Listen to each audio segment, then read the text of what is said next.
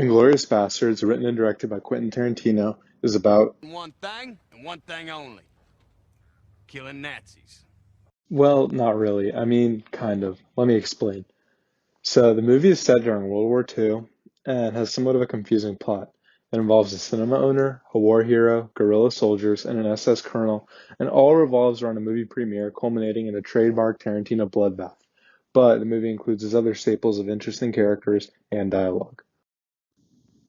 The main premise of the movie is to end the war by killing the entire Nazi leadership and high command in one night by destroying a movie theater, to be carried out by Jewish American guerrilla soldiers, a British film expert, and a German actress, and at the same time, the cinema owner, a Jew named Shoshana Dreyfus, who wants revenge against the death of her family, is also scheming to kill the Nazis.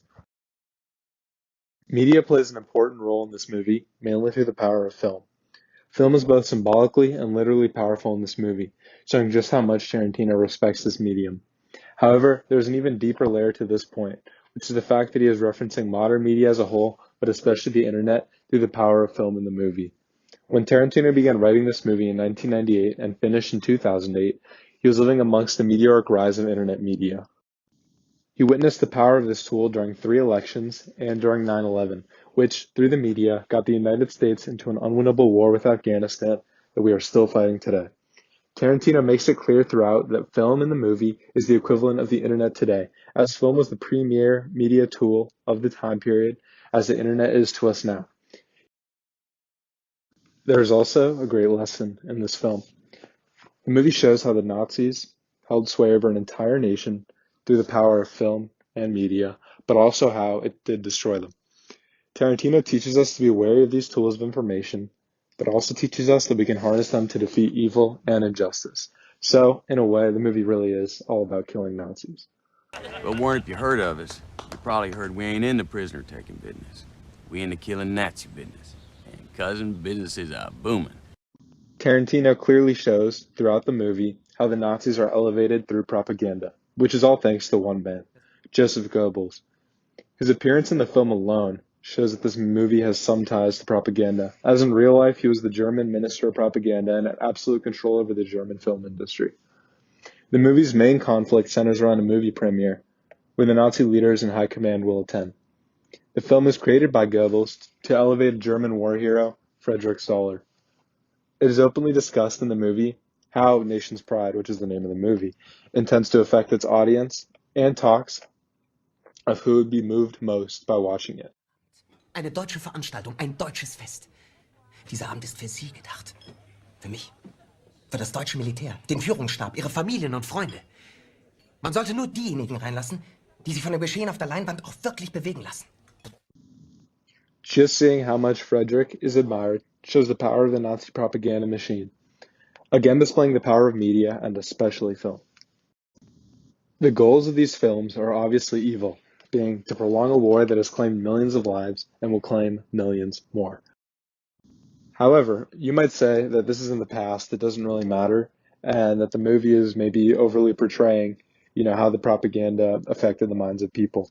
However, modern day China and North Korea, as well as several Middle Eastern, Latin American, and African countries, are home to governments who have complete control over the state's media, much like the Nazis did. China is a great example of the power of the internet harnessed for nefarious means. Censorship runs rampant through its state-controlled media to attempt to control what the people of China think and see.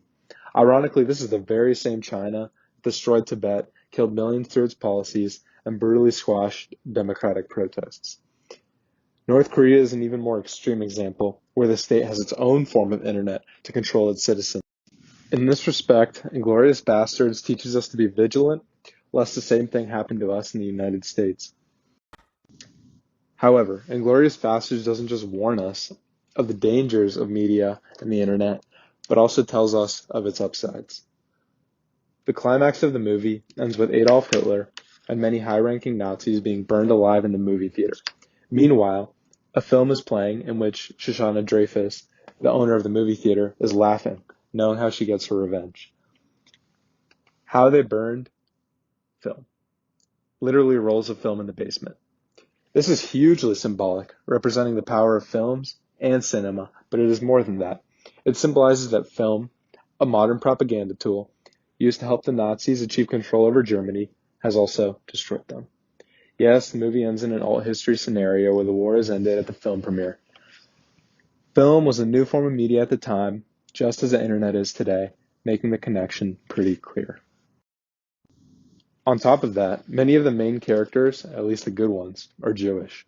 Jews are not only a small minority, but are also heavily persecuted throughout the German Reich, emphasized by the first scene of the movie all the way to the end. However, it's the Jews who get their revenge in the ahistorical ending of the movie. And how do they achieve this? Through film. The pretty clear symbolism as to how the media, internet media included, can help seemingly powerless groups achieve their goals and deliver messages. It isn't a government that defeats Hitler and the Nazis, but a people. Modern day internet media shares this quality of giving minority groups and interests a voice. And a quick search on Google can reveal this fact, as there's a website for literally every group imaginable. Social media can also give them this connection, as in real life, you don't have to lure these people into a movie theater, but simply reply to them on Twitter. But why, you may ask, does this even matter? Well, I mean, the internet is an inescapable inevitability, and Inglourious Basterds teaches us about its most important facet, the political one. The movie teaches us lessons in a way that will be hard to forget, lessons that we should all keep in mind when looking at internet media. We looked at how countries today use the internet as a tool of control, and we must always be watchful of complete control of this medium. However, the greatest tool of control enables us to break free, to learn the truth, to effect change, and to give everyone a voice.